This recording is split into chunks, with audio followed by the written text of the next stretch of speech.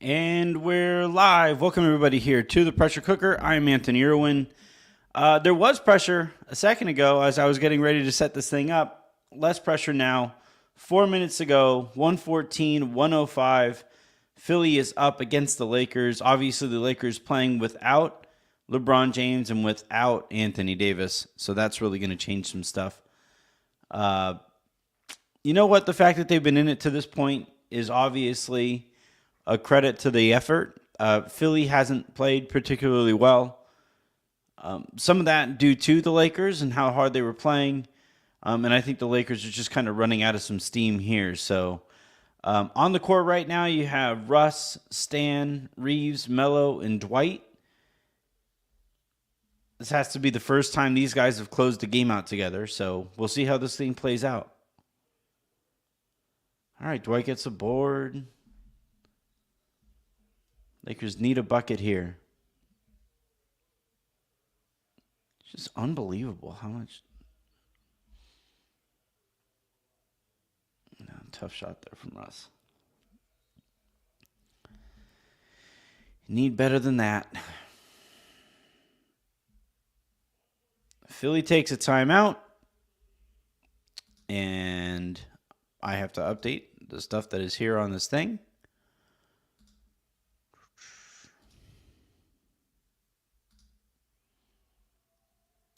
Let me know what you guys think.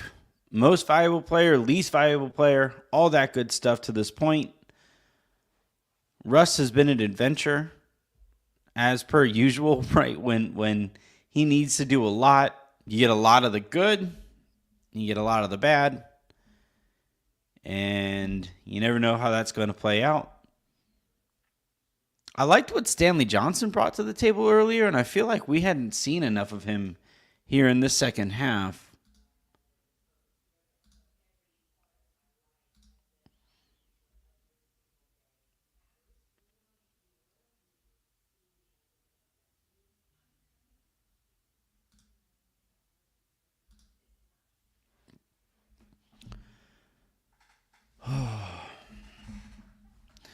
I can kind of see what the Lakers were thinking about doing here with LeBron sitting in this one. They probably figured, hey, this is a tough matchup without Anthony Davis. Let's get LeBron as healthy as possible for when they play against New Orleans here in a few days. And that game could decide the home court advantage for the play-in between the Lakers and Pelicans. And that's obviously a big deal. So if LeBron isn't 100% or is far enough away from 100%, I could kind of see why the Lakers said, you know what, this one probably isn't going to go our way regardless, and we'll sit LeBron. We should find out, I would imagine, at some point by the end of the week, some kind of an update on Anthony Davis. This is now week 5 of what was originally a 4-week and reassess type injury. I predicted at the time, not my own prediction, I'm not a doctor, but I thought at the time this was a 6 to 8 week type of injury for AD. Those look, I'm you guys can't see it. I'm wearing a walking boot myself with some plantar fasciitis. Like those injuries and that discomfort in the middle of your foot is just agony. You don't feel like you can do anything. Alexa saying that if relaying what Frank said, that if LeBron was healthy, he would play. LeBron hasn't been. I think LeBron said that he won't be healthy for the rest of the season until he can get off of it completely and finally rest up at the end of the year. So, when the Lakers were playing at their worst, a week or so ago, a week and a half ago, I thought that, it might make some sense to maybe shut LeBron down and let him fully recover and recuperate for this offseason and maybe one last go at a championship in LA. Obviously, the Lakers picked it up. This is now 4 games. I think the Lakers have actually looked like they cared. And I know this is not the time for moral victories. Ooh, Russ has the ball. Oh, man, I hate that call. Man, They're going to look at it for clear path. I think somebody's even with him. I remember at one point the league said that they were really going to crack down on these clear path calls and that they were going to be more, they were actually going to call them tougher. But they have ditched those efforts, it would appear. Russ has it here. I don't know who he's even with. Let's see. Is Maxey in the play? Man, that's close.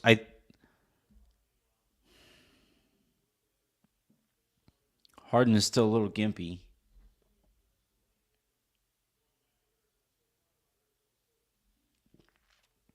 Good one, though. All right, so 3:14 to go. 105 Lakers, 114 Philly. I agree, Alexis. Alexis is saying that the refs have not been good. I hate the way that Philly is refereed. I just hate it. I hate everything about their approach to the sport. It's just, sport's too beautiful to turn it into insurance fraud. They called what? Let's see what they call here. I think they're going to say Maxey was even enough with him. They need to, and I think they're saying that this upcoming year they're going to look at those take fouls, the Euro fouls as they're called. It's the dumbest part of the sport in my opinion. Them in charges. Need these, Russ. There we go. I got one.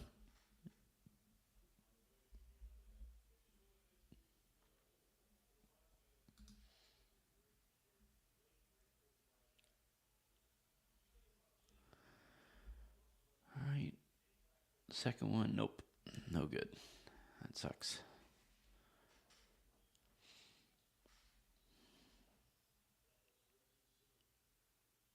Oof. Interesting. They have Harris bringing the ball up. This must be a result of Harden looking a little gimpy.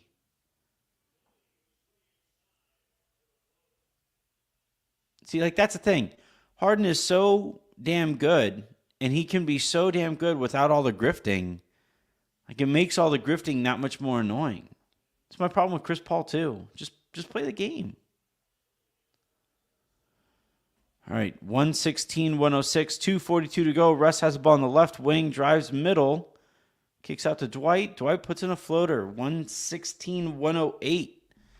Need some stops here. Both teams are in the bonus.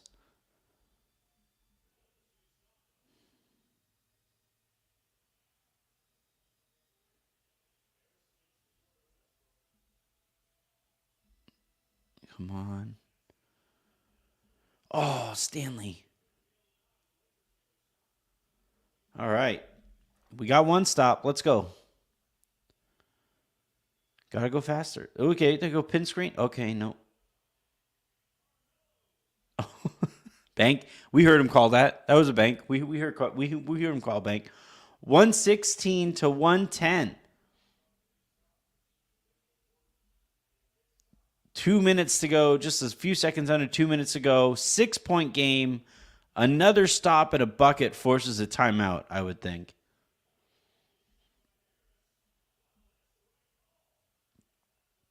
Oh, Harris with a big three. He's been great tonight.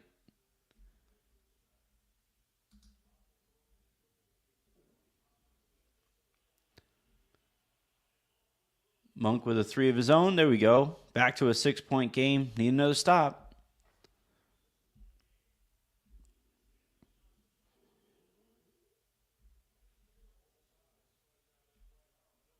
Philly is really dribbling the air out of the ball here. Embiid and ISO. Oh. See, that's what it takes so little contact to get a foul on them. It's just unbelievable.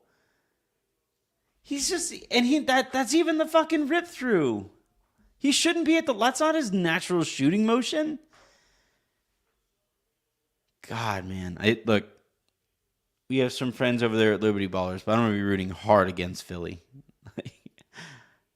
Embiid is a 350-pound behemoth capable of doing things on the basketball court that people his size should not be capable of doing. And he resorts to freaking flopping. It's unreal. All right, 121, 113, 116 to go in this one.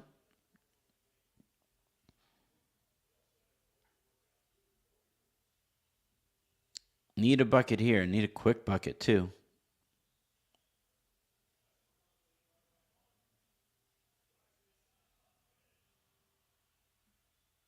Like, it's the same amount of contact. Free throws in this one. 10 of 15 for the Lakers. 19 of 24 for Philly at home.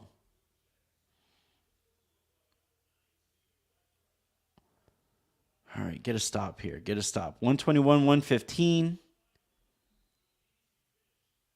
Oh, man. A breakdown on the back end. That's a tough thing when you're doubling that high up. It's just a lot to ask of a baseline defense, especially if your baseline defense is like Russ and Melo as it was there. It's a lot to ask of them to make up for a trap 47 feet away from the basket, and then somebody closing out on Embiid at the free throw line who is like 4 inches shorter than he is, maybe even more, 6 inches shorter than he is. So you're looking at, Embiid has the ball at the free throw line with everything in front of him. So it makes it really easy for him to pick apart the defense there, operating with one fewer defender. I understand why you would want to double Harden, get the ball out of his hands, especially earlier in the shot clock. But to a certain extent, you got to play a little bit more straight up. I think he's been gimpy all game. I don't know if I would have doubled that far away, given how small the Lakers. Look, if you have Anthony Davis, if you have LeBron on the court, if you have that kind of size and that kind of athleticism and length out there, and know-how also, by the way, then yeah, sure, you can trap and you have a couple great free safeties. But if your free safeties are Russ and Carmelo Anthony, then you get that easy bucket on the other end.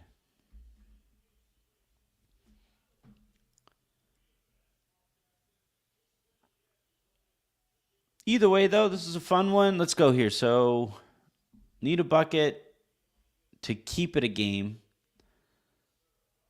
44 seconds to go. And one. That makes it interesting. Russ with the and one. If he makes this free throw, it becomes a 5-point game. Get a stop. You have 39 seconds. You have another possession. Maybe hope for a missed free throw or something. Lakers have one timeout left. Philly has two. Obviously, both teams in the bonus here.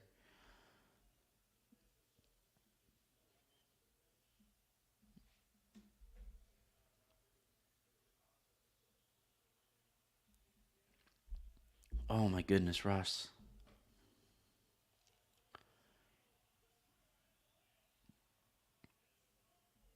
Ooh, that's exciting. That's such a perfect Russ moment. He misses a free throw so bad that I wondered if he was trying to miss it. And then you get the strip and a bucket. God, man, shut up, you grifter, Harden. And then you get the strip and a bucket.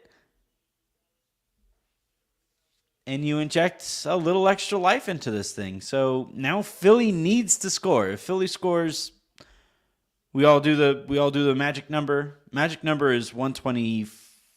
124, I think. But Philly doesn't score here. Lakers go down and hit a 3. Then you can, foul and get another possession and try to go for a tie. It's not completely out of the question. I wouldn't bet on it, but, we'll see. God, that was such a perfect Russ play, though. I legit was I was gonna ask you guys, hey, what's that? Did he try to miss that? Was he going for the miss? Oh, hey, he got the ball.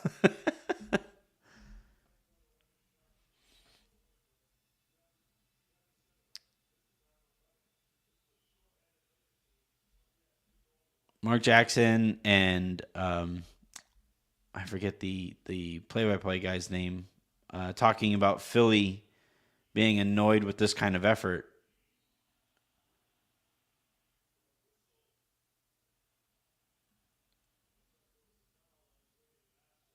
Looks like we got a foul.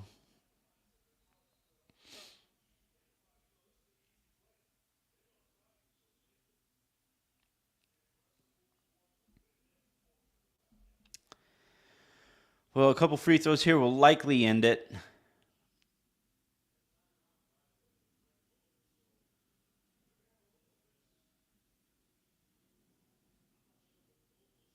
I think Vogel's challenging because he can, basically. Saying if you can overturn it, force a jump ball kind of thing. Maybe he's ideally, maybe you're looking for an offensive foul on Embiid, which, look, we've seen it earlier this year where they go back and change a call, right? It looks to me like Embiid is lowering his shoulder, but you could also, if you're the referee, say he's lowering his shoulder because Russ is getting in there to try to steal it because of the reach.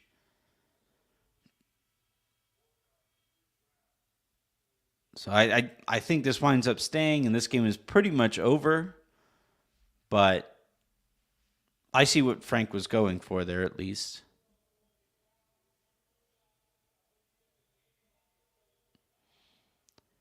You do get a few extra seconds, so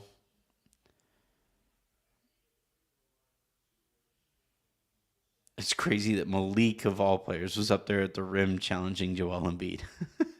Malik weighs 30 pounds less than I do.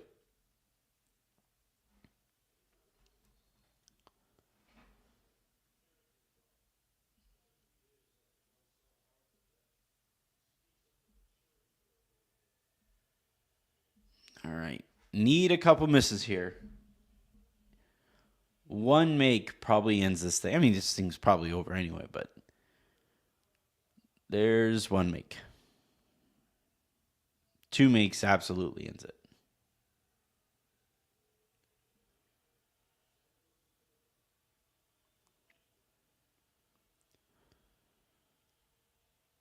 What I would like for the NBA to do, like in the NFL, right? A coach challenges it and they go and they explain the call that they're looking for. In the NBA, they basically just say, we challenge, and the whole play gets reviewed.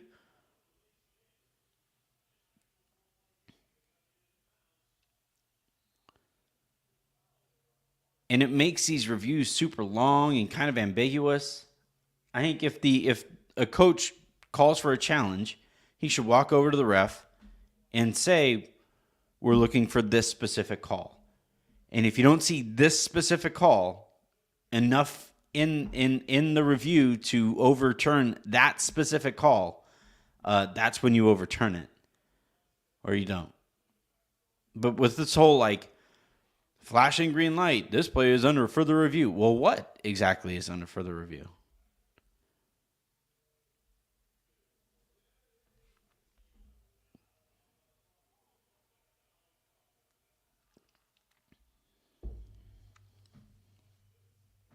Ooh, we got a miss. Mm.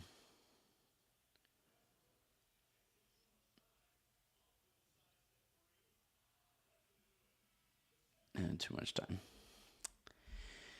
And that'll do it. Lakers lose 126 to 121 at home. Again, without LeBron, still without Anthony Davis. The Lakers clearly, I think, kind of gearing up for this game against New Orleans. Until then, I'm Anthony Irwin saying have a good one.